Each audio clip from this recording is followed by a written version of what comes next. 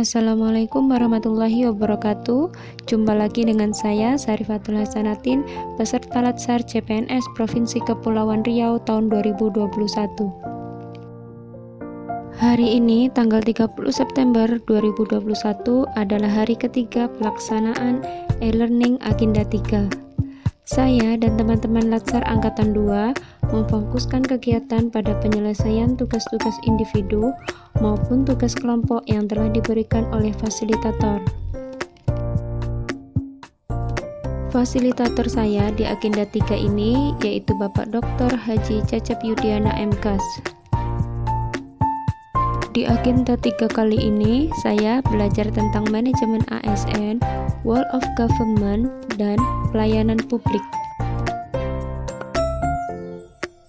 Dengan belajar manajemen ASN ini, diharapkan peserta Latsar CPNS mengetahui kedudukan dan perannya sebagai ASN, mengetahui hak dan kewajiban ASN, serta mengetahui dan bisa menerapkan kode etik dan kode perilaku ASN. Selain itu, saya sebagai peserta Latsar CPNS 2021 juga belajar mengenai konsep sistem merit dan mekanisme dalam pengelolaan ASN. Adapun kedudukan ASN yaitu sebagai unsur aparatur negara yang menjalankan kebijakan yang ditetapkan oleh pimpinan instansi pemerintah, serta harus bebas dari pengaruh dan intervensi semua golongan dan partai politik.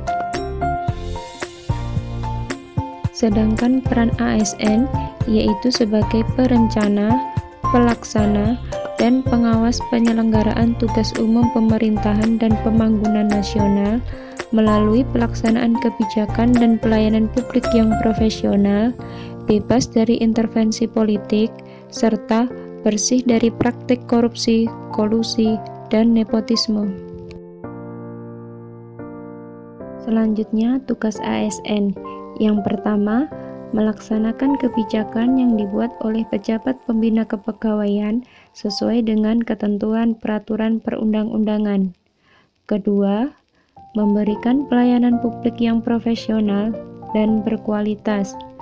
Ketiga, mempererat persatuan dan kesatuan negara Republik Indonesia.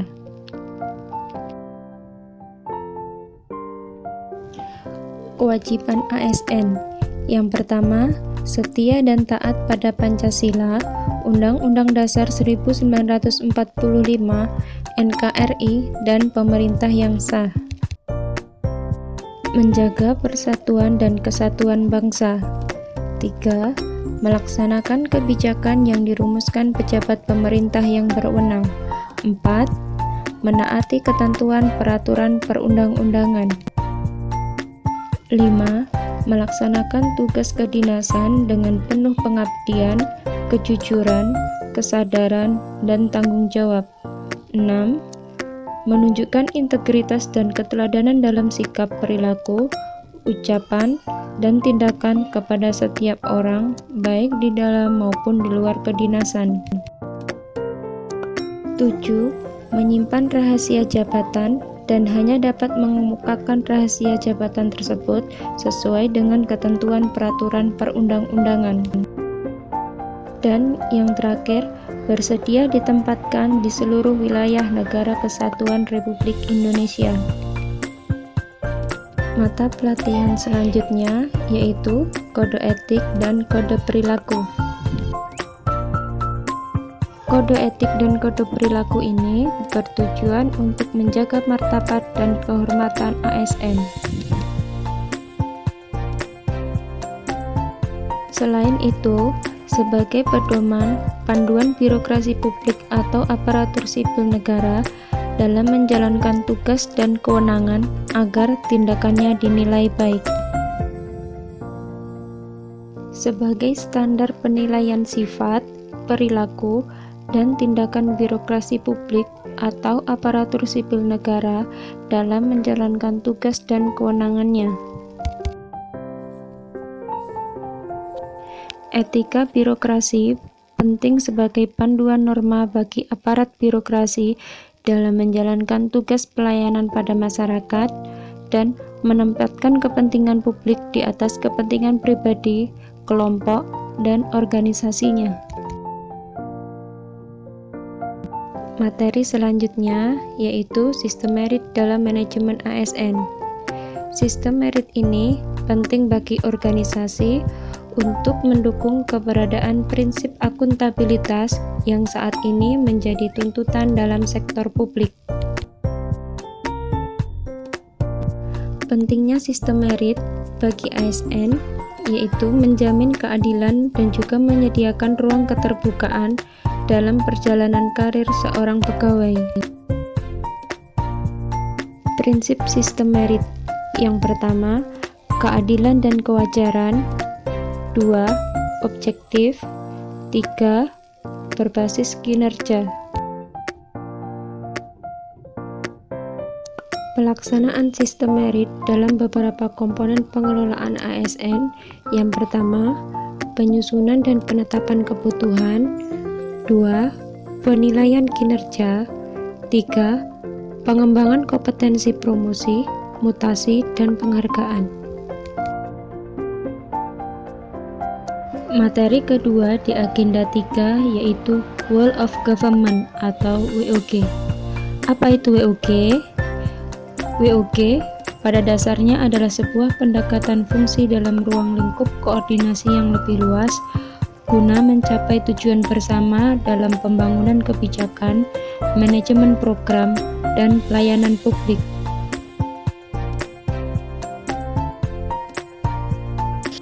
Praktek WOG dalam pelayanan kepada masyarakat berupa pelayanan yang bersifat administratif, pelayanan jasa, pelayanan barang, dan pelayanan regulatif.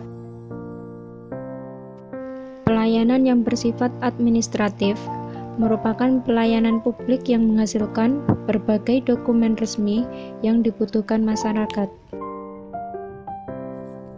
Pelayanan jasa menghasilkan berbagai bentuk jasa yang dibutuhkan masyarakat seperti pendidikan, kesehatan, ketenagakerjaan, perhubungan, dan lain-lainnya.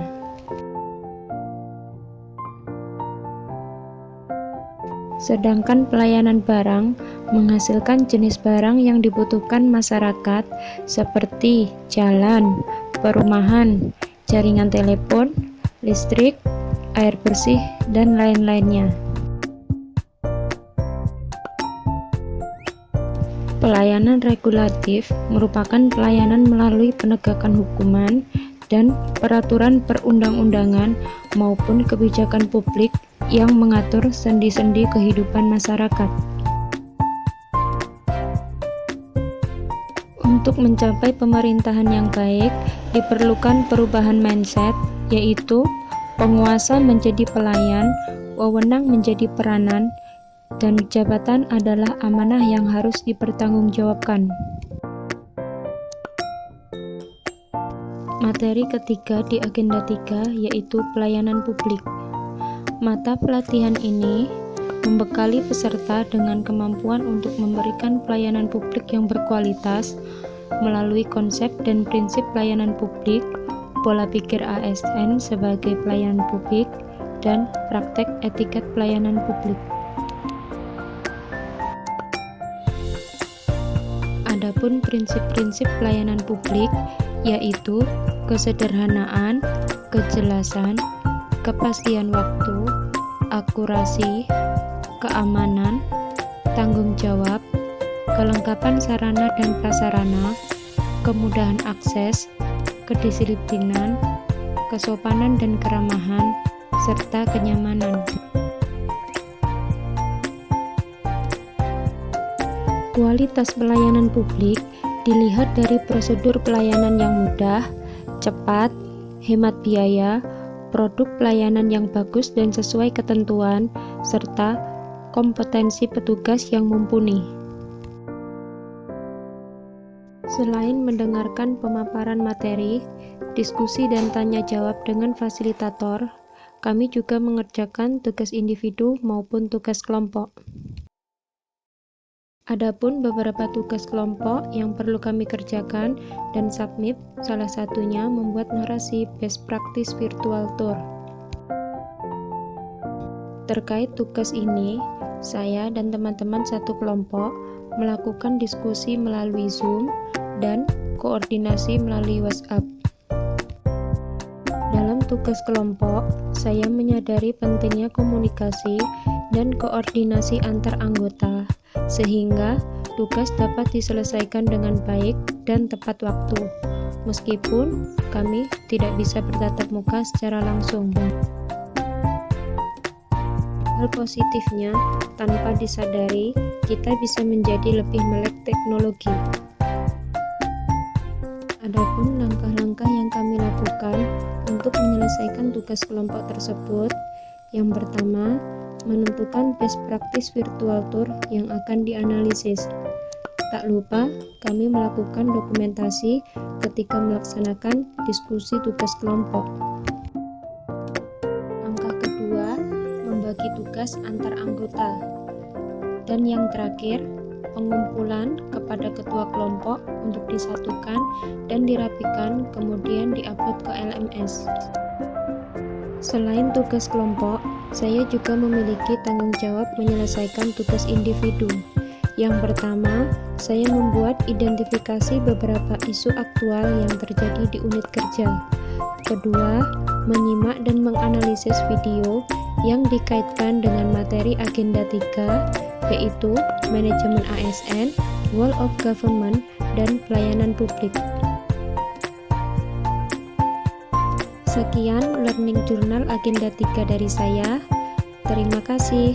Wassalamualaikum warahmatullahi wabarakatuh.